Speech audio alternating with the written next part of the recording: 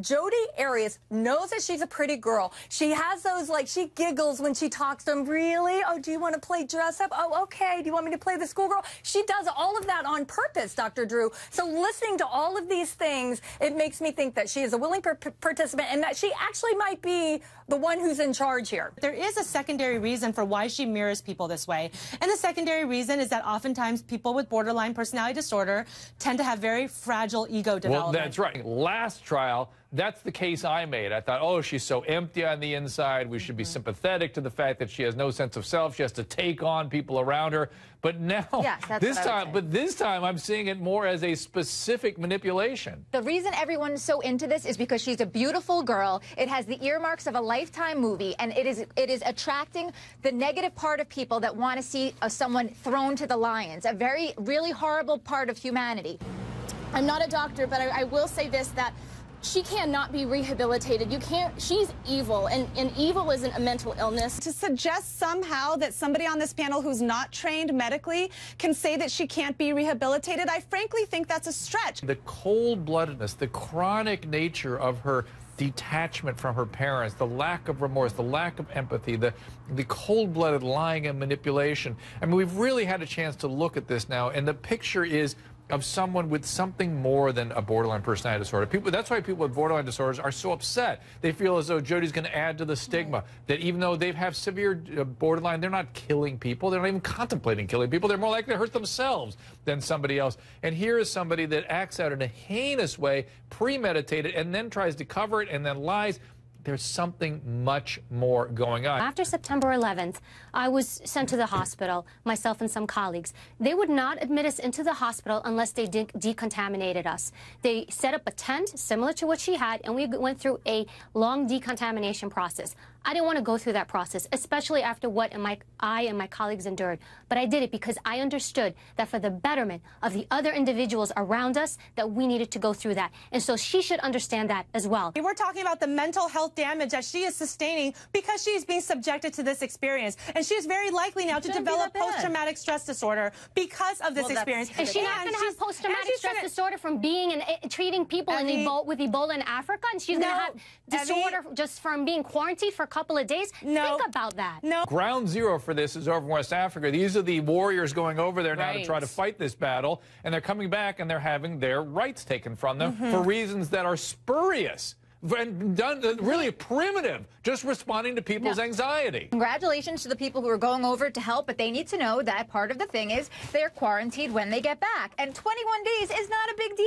Let's get it straight, everybody. You are not contagious with Ebola, even if you have it before you get symptoms. Yes. And I will remind everyone that people who contracted it only contracted it from people who were late in the course of the illness. Where in the ICU, it's at the end when they start exuding all the virus. Before that, they're non-contagious. This is our most tweeted story of the day. According to media reports, Honey Boo Boo's mother, June Shannon, is dating a registered sex offender. What is Mama June thinking, even putting him around her children, even around Honey Boo Boo, who is 9 years old?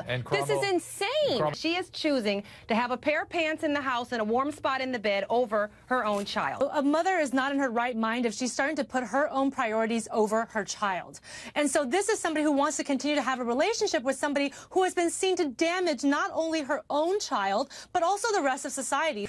This woman is not really concerned about her child. She's concerned about, I just lost my husband and I don't have love. And this man loved me. And so if he says he did right, well, I can believe him. There's a whole mental situation going on there. Pedophile or no pedophile, this is the pedophile that molested your child. If anything, the law should be keeping her away from him because she should want to kill this man. Usually what we see in women like that is that they too have been sexually abused as a young person. Completely. And they don't perceive these boundaries normally. Parents deny it all the time because it brings up their own stuff. It brings up stuff that they don't want to deal with.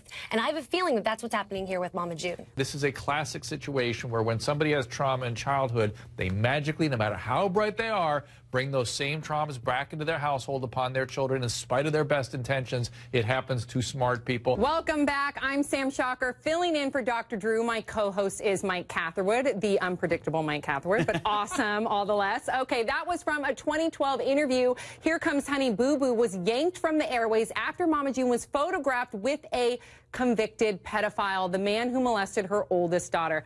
You got some tweets for us? I do. They're misspelled, but I do have them, probably from Honey Boo Boo fans. Whether it's a romantic relationship or a platonic one, it's sexual predators' MO to seek out single moms. That comes from Nora. Okay. I don't know if that's true, but I mean, it makes a lot of sense. Julia writes, I would bet my house that mom has sexual molestation history. Poor boundaries, body issues, molestation of her own daughter. Wow, she would bet her house. Yeah. She believes it then. Yeah, where do you live, though? I mean, it makes a big difference. Oh, that makes a huge difference. New York City. Are we talking about like a single bedroom or Malibu palatial estate? Right. That's a really great question, Mike. So, all right, Siri. Wow, I just noticed your sock game. That's really good. Sock game's strong. I don't know if anybody else can notice it, but that's great. But okay, but Sam, you smell fantastic, by the way. Thank you. Listen, I know television audience, you guys can't understand because it's not smell-o-vision. She obviously looks beautiful. She's obviously very sharp. She smells fantastic. I mean, exquisite. Thank you. Mama June reportedly split from Honey Boo Boo's biological father, Mike Sugar Bear Thompson, in September, but Splash News just captured them in this photo.